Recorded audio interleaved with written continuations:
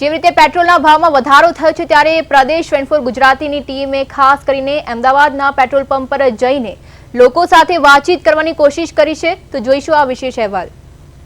નમસ્કાર, અત્યારે હું અમદાવાદના પેટ્રોલ પંપ પર ઉપસ્થિત છું। ત્યારે જેવી રીતે તમને ખબર જ હશે કે પેટ્રોલના ભાવમાં વધારો કરવામાં આવ્યો છે, ત્યારે આપણે લોકો સાથે વાતચીત કરવાની કોશિશ કરીશું। આના અંગે તેમનું શું કહેવું છે। જી, જેવી રીતે પેટ્રોલ, ડીઝલ અને એલપીજી અને દૂધના ભાવમાં વધારો કરવામાં આવ્યો છે, કેટલી તકલીફ પડે છે અને તમે શું કહેવા માંગશો? સડનલી ભાવ ચેન્જ કરે છે તો જે નોર્મલ મિડલ ક્લાસ ફેમિલીના જે માણસો હોય છે એ લોકોને ખાસી તકલીફ પડતી હોય છે, કેમ કે એમ એક બજેટ બનાવીને ચાલતા હોય છે દરેક વસ્તુનું, તો એ બજેટ બધું બગડી જાય છે, ઉપર નીચે થઈ જાય છે, તો ખાસ તો તકલીફ પડી છે। જેવી રીતે પેટ્રોલ અને ડીઝલ પર ભારે ટેક્સ વસૂલવામાં આવે છે, પણ તે છતાં જનતાને કોઈ રાહત નથી મળતી, શું કહેશો? એના માટે સરકારે ધ્યાન દેવું જોઈએ। બધી રીતના જે ટેક્સ ડ્યુટી લાગતી હોય એના પર થોડો કાપ મૂકવો જોઈએ અને જે જનતાના હિતમાં હોય એ જરૂર કરવું જોઈએ। અન્ય લોકો સાથે પણ આપણે વાત કરવાની કોશિશ કરીશું। જી, જેવી રીતે પેટ્રોલ અને ડીઝલના ભાવમાં વધારો કરવામાં આવ્યો છે અચાનકથી, શું કહેવા માંગશો? અચ્છા, આમને આ કમ્ફર્ટેબલ નથી, આપણે અન્ય લોકો સાથે વાતચીત કરવાની કોશિશ કરીશું। જી, પેટ્રોલના ભાવમાં વધારો કરવામાં આવ્યો છે, શું કેટલી તકલીફ પડે છે અને શું કહેવા માંગશો? બહુ તકલીફ પડે છે, કેમ કે આ લાઈનો પણ લાગી જાય છે, બરોબર છે। એના સિવાય બી અત્યારે ઓલરેડી બહુ ગરમી પણ છે અને લોકો લાઈનો લાગે છે, એના કારણે ભીડ પણ જમા થાય છે અને મોંઘવારીના કારણે લોકો હેરાન થાય છે, કેમ કે બધાના ભાવ વધ્યો છે એટલે બધાને જે જીવન જરૂરિયાત જે મંથલી ઇન્કમ હોય કે આ તે એનામાં બી બહુ અસર પડે છે આ બધી વસ્તુઓનો। જેવી રીતે પગારમાં પણ આવી રીતે પગાર આપણો છે એ રીતે આવી રીતે ભાવ વધારો કરવામાં આવે છે, ત્યારે લોકોને ઘણી મુશ્કેલીનો સામનો કરવો પડે છે, ખાસ કરીને દૂધના ભાવમાં પણ વધારો કરવામાં આવ્યો છે, એના વિશે શું કહેશો? દૂધના ભાવમાં ખરેખર વધારો કરવાની કોઈ જરૂર નથી, પણ થયો છે તો હવે આપણે બધાએ ફેસ કરવો પડે, જે પણ પ્રોબ્લેમ થાય બધાને થાય છે એટલે ફેસ કરવો પડશે હવે। છેલ્લે તો તમારી શું માંગ છે સરકાર પાસે? કંઈ નહીં, કે જે નોર્મલ ભાવ છે એ ચાલુ રાખો, પણ જે હવે વધાર્યો છે એ થોડો ટાઈમ ચાલુ રાખી અને જે મામલો ઠંડો પડે એટલે રેગ્યુલર પ્રમાણે જે થતું એ કરવું જોઈએ સરકારે। આપનો ખૂબ ખૂબ આભાર। આપણી એક મહિલા પણ અહીંયા ઉપસ્થિત છે। જી, જેવી રીતે પેટ્રોલના ભાવમાં વધારો કરવામાં આવ્યો છે, શું કહેવા માંગશો? પેટ્રોલના ભાવમાં વધારો, પણ જે રૂટિનની વપરાશ છે એ તો રહેવાની જ છે, પણ પબ્લિકે સમજવું જોઈએ થોડું અને એનો બને ને એટલો જ ઉપયોગ કરવો જોઈએ। જેવી રીતે મોંઘવારી અત્યારે રોજ નવા રેકોર્ડ તોડી રહી છે, રોજ કોઈક ના કોઈક વસ્તુમાં વધારો કરવામાં આવ્યો છે, તે અંગે વધુમાં શું કહેશો આપ? આજે તો મેડમ 40 રૂપિયા વધશે, 35 રૂપિયા બીજા વધશે, હજી તો 3 જ વધ્યા છે, એટલે જનતા ઉપર બોજ જે છે ને વધારે પડશે। બને ત્યાં સુધી ઓછો વપરાશ કરો, ઇલેક્ટ્રિક વાહનો બધો ધીરે ધીરે જવાનું હોય ને ટાળો, બીજો કોઈ રસ્તો નહીં। દેશ પાસે સહી નહીં તો ક્યાંથી લાવવાના?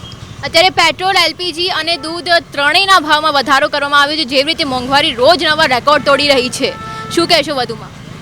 એનાથી વધારે રેકોર્ડ તોડશે આવાવાળા 4 મહિનામાં, જોઈ લેજો તમે, તે તળિયા ઉપર નહીં ઠેઠ ઉપર હાઈ જ જતી રહેશે। જે રીતે સોનું ઉછળે ને એ રીતે સોનું તો પહેરીને જવાનું હોય, પણ અત્યારે એને ઉપર ટ્રાન્સપોર્ટેશન, કોરિયર, ગમે લોડિંગ અનલોડિંગ સામાનમાં બધું ઘણો ભાવમાં ફેર પડી જશે।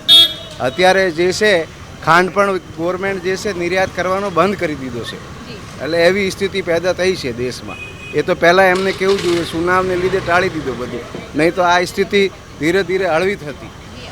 એકદમ સાચી વાત છે। જેવી રીતે તમે પેટ્રોલ પંપ પર જોઈ શકો છો, જેવી રીતે મોટી સંખ્યામાં લોકો ઉમટી પડ્યા છે, આ મુશ્કેલી પડી રહી છે, ત્યારે આપણી પાસે લોકો પણ જે ઉપસ્થિત છે એમની સાથે આપણે વાત કરશું। જે પેટ્રોલના ભાવમાં, ડીઝલના ભાવમાં અને દૂધના ભાવમાં જેવી રીતે વધારો કરવામાં આવ્યો છે ભાવમાં, શું કહેવા માંગશો? શું કહીએ મેડમ, હવે આપ નોકરીમાં મેડમ ઘર નહીં ચાલતું મેડમ, આ 3 રૂપિયા 2 રૂપિયા પેટ્રોલના ભાવ વધે છે, બરાબર, તો પછી આ મોંઘવારી શું છે મેડમ? બરાબર, આ સરકાર એમ કહે છે કે દૂધના 3 રૂપિયા વધી ગયા, પેટ્રોલના 3 રૂપિયા વધી ગયા, બરાબર, હવે આ એક નોકરીમાં 6 કે 7 હજાર મેડમ પગારમાં મેડમ ઘર ચલાવીએ, છોકરાને સ્કૂલ મૂકીએ કે ભાઈ ગાડીમાં પેટ્રોલ ભરાઈએ મેડમ, કે મકાનનું ભાડું આપીએ મેડમ, શું કરી શકે મેડમ? જેવી રીતે અત્યારે પગાર સામાન્ય લોકોનો ઓછો હોય ત્યારે તેલનો ડબ્બો લેવા છે કે પછી પેટ્રોલ પુરાવીએ, એ જ એક મોટો સવાલ છે, શું કહેશો? કંઈ નહીં કહી શકાય મેડમ, આ સરકાર છે મેડમ, બરાબર, પેટ્રોલનો ભાવ, ડીઝલનો ભાવ, ગેસનો ભાવ, બાટલાનો ભાવ, હવે મેડમ એક પગારમાં મેડમ ઘર ચલાવીએ, મકાનનો ભાડું આપીએ કે તેલનો ડબ્બો લાવીએ કે ગાડીમાં પેટ્રોલ ભરાઈએ કે છોકરાને સ્કૂલ મૂકીએ મેડમ, હવે એક પગારમાં શું થાય મેડમ? આજની પગારમાં તમે જ્યાં તો 10-12 હજાર મેડમ કંઈ જ નહીં થતું મેડમ। બરાબર. આ સરકાર છે રોજ 3 રૂપિયા ભાવ વધારે છે, 2 રૂપિયા ભાવ વધારે છે. સોના અત્યારે સોના લેવા જાઓ તો મેડમ હવે આપણી ઓકાત નથી સોના લેવાની મેડમ. એક પગારમાં આપણે શું કરી શકીએ મેડમ? બરાબર. સરકાર છે આજે 3 રૂપિયા વધે છે, 2 રૂપિયા વધે છે, શું કરીએ આપણે મેડમ? એક પગારમાં મેડમ બહુ કાઠું ઘર ચલાવવું પડે મેડમ. બરાબર. આપણે થોડા કામ આવી જઈએ. અત્યારે ખાસ કરીને દૂધના ભાવમાં પણ જેવી રીતે વધારો થયો છે. 3 રૂપિયા મેડમ પેટ્રોલ દૂધના મેડમ દૂધમાં 3 રૂપિયા વધી ગયો મેડમ. બરાબર. હવે શું કરીએ મેડમ? આમ આદમી નાગરિક કેવી રીતે મેડમ જીએ છે મેડમ? એનું મન જાણે છે. આજે હું સવારથી નોકરી માટે નીકળ્યો, મોડું થઈ જાય છે તો ત્યાં સાહેબ ઉમા પાડે છે કે કેમ મોડું આવે છે. પણ શું કહીએ કે પેટ્રોલની લાઈનમાં ઊભો રહ્યો એટલે મેડમ ગાડીમાં પેટ્રોલ હશે મેડમ તો પબ્લિક જશે ને નોકરી મેડમ. શું કરીએ મેડમ? તો આ ખાસ કરીને સામાન્ય નાગરિકોને જેવી રીતે તકલીફ પડી રહી છે, લોકો લાઈનો લાગી રહી છે કે ભાઈ અમે પેટ્રોલ લેવા આવી રહ્યા છીએ, મોટી સંખ્યામાં લોકો આવી રહ્યા છે. ત્યારે એક મહિલા સાથે આપણે વાત કરીશું. જી, તમે અત્યારે પેટ્રોલ પુરાવા અહીંયા આવ્યા છો, ત્યારે પેટ્રોલના ભાવમાં જેવી રીતે વધારો કરવામાં આવ્યો છે, શું કહેવા માંગો? પેટ્રોલના ભાવમાં વધારો તો થઈ જ રહ્યો છે, પણ એમાં આપણે પણ શું કરી શકવાના છીએ? એ જ છે. કેટલી તકલીફ પડી રહી છે તમને? તકલીફ તો પડી જ રહી છે, કેમ કે રોજ જવાનું આવવાનું પેટ્રોલ પુરાવવું પણ જરૂરી છે અને જવું પણ જરૂરી છે. વર્ક ફ્રોમ હોમ ના આપે તો શું કરી શકો તમે? અત્યારે જેવી રીતે રોજ 2-3 રૂપિયા વધારી દેવામાં આવ્યા છે. આ ખાસ કરીને દૂધના ભાવમાં પણ વધારો કરવામાં આવ્યો છે. તો સામાન્ય નાગરિકને ખૂબ જ તકલીફ પડતી હોય છે. તમને કેટલી તકલીફ પડે છે અને તમારી સરકાર પાસે શું માંગ છે? બને એટલું ઓછું કરે તો સારું.